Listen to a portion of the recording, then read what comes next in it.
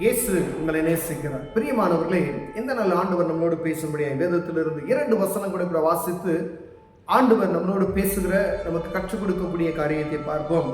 எரேமியா தீர்க்கதரிசியின் புஸ்தகம் 2வது அதிகாரம் 31, 32 வசனங்கள் எப்படியாக சொல்லுகிறது. சந்ததியாரே, நீங்கள் கர்த்தருடைய வார்த்தையை சிந்தித்து பாருங்கள். கர்த்தருடைய ஜனங்களே, நீங்கள் கர்த்தருடைய வார்த்தையை சிந்தித்து பாருங்கள். நான் இஸ்ரவேலுக்கு வனாந்தரமும் காரிருளுமான பூமியுமாக இருந்தேனோ, பின்ன ஏன் என் ஜனங்கள் நாங்கள் எஜமானுகள், இனி உம்மிடத்தில் நாங்கள் வருவதில்லை என்று சொல்லுகிறார்கள்?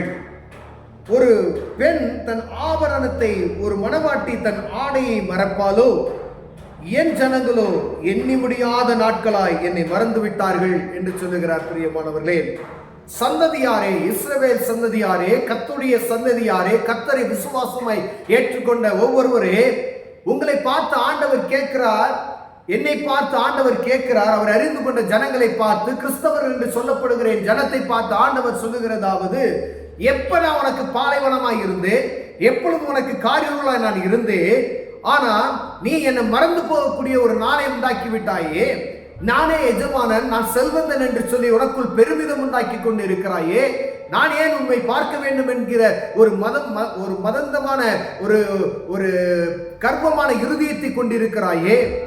வசனம் சொல்லுது, இந்த நாங்களே எஜமானுகள், இனி உம்மிடத்தில் நாங்கள் வருவதில்லை என்று சொல்லுகிறீர்களே.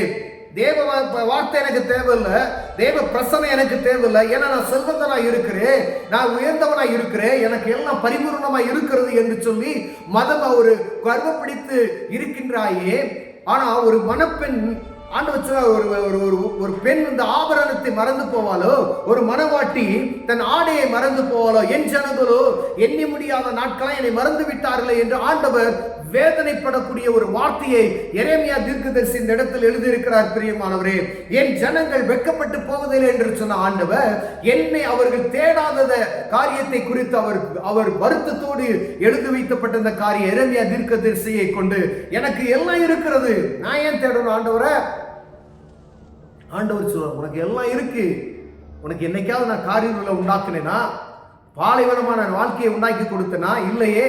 அப்பயே என்னை நீ தேடல அப்படின்னு சொல்றார். பிரியமானவர்களே, பாருங்க, என் ஜனங்கள் ஏன் என்னை எண்ணி முடியாத நாட்களாய் மறந்து விட்டார்கள். நமக்கு என்ன இருக்கு? எல்லாம் பரிபூர்ணமாய் இருக்கு, எல்லாம் செல்வம் இருக்கு, வசதி இருக்கு, தேவைகள் இருக்கு, வியாபாரம் இருக்கு, எல்லாம் நல்ல உயர்ந்த அந்தஸ்துல இருக்கிறேன் என்று சொல்லிக் கொள்றான். என் ஜனங்களே, ஆண்டவர் பாருங்க, நான் ஆலயத்துக்கு போவது நிமித்தமாய், ஒரு கூட்டத்துக்கு போவது நிமித்தமாய், நான் ஆண்டவருக்கும் எனக்கு உள்ள உறவு சரியா இருக்குது என்று ஒரு மனிதன் சொல்ல முடியாது. நான் கிறிஸ்தவன் என்று பெயர் பெற்றது நிமித்தமாய், நான் கிறிஸ்தவன் என்று மாற்றப்பட்டது நிமித்தமாய், அது நிமித்தமாய் ஆண்டவர் என்னோடு இருக்கிறார் என்று சொல்ல முடியாது. பிரியமானவர்களே, உங்களுக்கும் ஆண்டவருக்கும் உள்ள தொடர்பு எப்படி இருக்கிறது?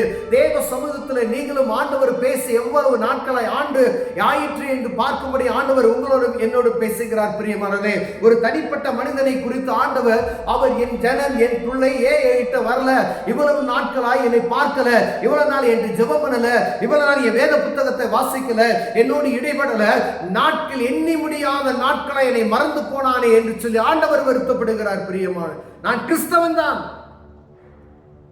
நான் தெரிந்து கொள்ளப்பட்டவன் தான், ஆனால் ஆண்டவரை மறந்து அப்படியே மயங்கி போயிருக்கிற ஒரு சூழ்நிலையில காணப்படுகிறேன் என்று ஆண்டவர் வருத்தப்படுகிறார். பிரியமானவர்களே, என் ஜனங்கள் ஏன் என்னை எண்ணி முடியாத நாட்களாய் மறந்து விட்டார்கள்?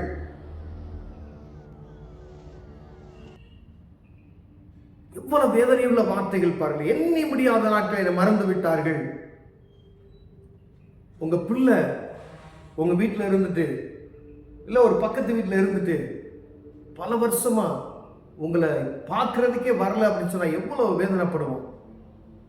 ஒரு 10 நாள் நம்ம பிள்ளைய பேசல அப்படின்னா, நமக்கு பேசல, சண்டை போட்டுருச்சு, நம்ம திட்டு கடிந்து கொண்டது நிமித்தம் நம்மகிட்ட பேசல அப்படின்னா மன வருத்தம், மன பாரம், என்ன இப்படி இருக்கு இந்த பிள்ளை அப்படின்னு சொல்லி வருத்தப்படுவோம். பார்த்தீங்களா? ஆனா ஆண்டவர், என் பிள்ளைய நான் ஒரு வேதனைப்படுத்தலையே, காரியங்களை நான் உனக்கு உண்டாக்குனேனா? இல்லையே. உன் வாழ்க்கையில வனாந்தரத்தை நான் கட்டளையிடையிலேயே, செழிப்பா தானே இருக்க, ஆனா என்னை தேடணுன்ற எண்ணம் உனக்கு வராம போயிருச்சே அப்படின்னு. ஆனா அதை காட்டிலும் நான் ஏன் உம்மிடத்தில் வரவேன் என்ற ஒரு பெருமையான உள்ள உனக்கிட்ட இருக்கு. ஆண்டவர் பாருங்க, இஸ்ரவேல் ஜனங்களை வழிநடத்தி வந்த பொழுது அவர்களுடைய அக்கிரமத்து நிமித்தம், பாவத்து நிமித்தமும் அவர்கள் சீர்கிட்டு போகும் பொழுது அங்க என்ன செய்வாரு, ஒரு எதிரியை உருவாக்குவார். அந்த எதிரி என்ன செய்வார், அவர்களுக்குள் புகுந்து பல ஒரு பயங்கரமான ஒரு பாதிப்பை உண்டாக்கும் பொழுது திருப்பி என்ன செய்வாங்க, தேவ சொல்ற ஆண்டவரே நாங்கள் மடிந்து போகிறோமே அப்படின்னு சொல்லுவாங்க. அதே போலதான் ஒரு ஆபத்து, ஒரு தேவை அப்படின்னு சொன்ன தேவ சமூகத்துல போய் நம்ம என்ன செய்யறோம்னா, ஆண்டவரே ஆண்டவரே என்று சொல்லுவது போல அந்த நாட்களே அவர்கள் செய்தார்கள்.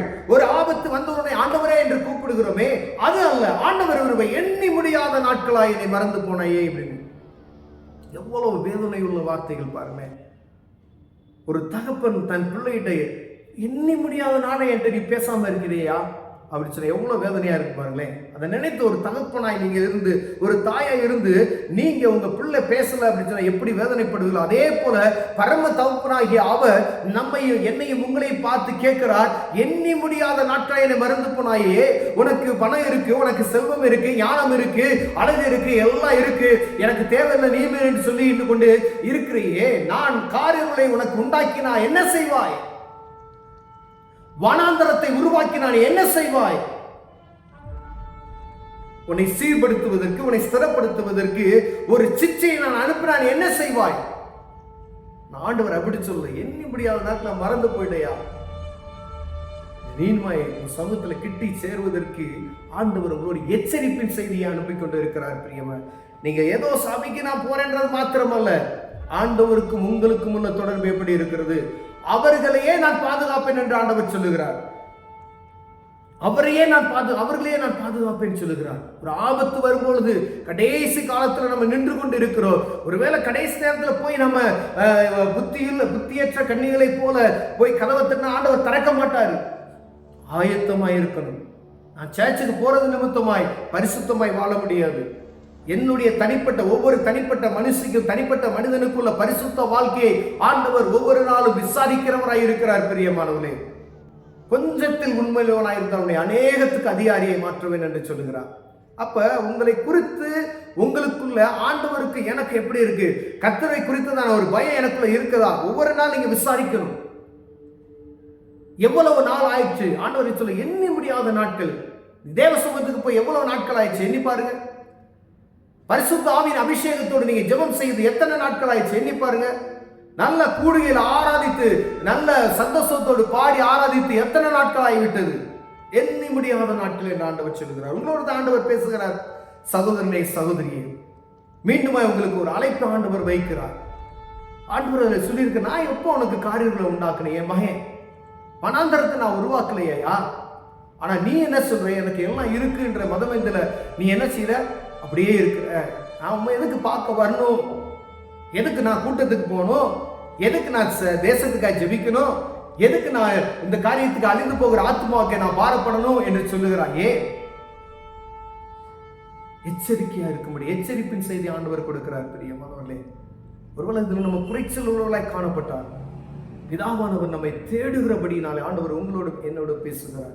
கண்களை மூடுவோம், ஜெபம் செய்வோம். அன்பின் தகப்பனே, ஆண்டவரே, நாங்கள் எண்ணி முடியாத நாட்களை மறந்து போன ஆண்டவரே, உண்மை அறியாது தூரப்பட்டு இருக்கிறையா, ஒரு விஷயம் மன்னிப்பீராக. மீண்டுமாய் சமூகத்துல கிட்டி அந்த அப்பா பிதாவை என்று கூப்பிடக்கூடிய புத்திர சிங்காரத்தின் ஆவியை மீண்டுமாய் எங்களுக்கு தாங்க. இயேசுவின் நாமத்தில் பிதாவே, ஆமென்.